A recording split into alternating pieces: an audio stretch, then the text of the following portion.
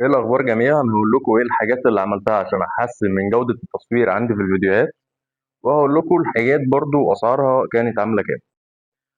اول حاجة، هو دايما كان في لمبة هنا، بس كانت بتبقى لمبة صغيرة عشان تنور الموتور. تمام. والستاند ده حد من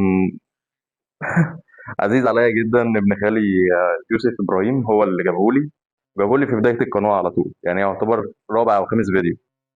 المهم بقى الحاجات اللي ابتدينا نطور فيها، وهي زي ما انت شايف هنا، هتلاقي شاحن جايب سلكة من عند اللمبة على طول رايح للتوزيع دي بقى بتعمل ايه؟ دي بتوزع الشحن على واحد اتنين تلاتة. ماشي. دول عاملين جو رهيب وإضاءة رهيبة بأمانة.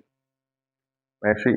مش ده الموبايل اللي بصور بيه، ده الموبايل اللي أنا ماسكه في إيدي دلوقتي، هو ده اللي بصور بيه في العادي.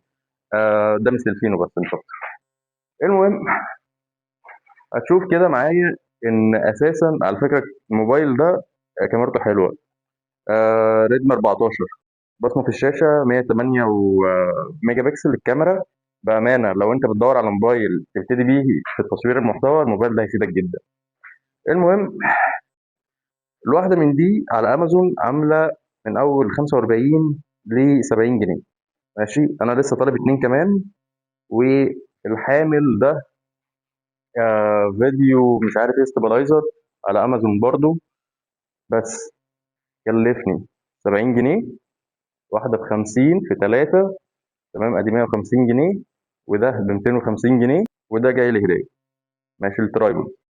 فيعتبر انا كل اللي صرفه 250 و150 300 400 470 جنيه على دول بس.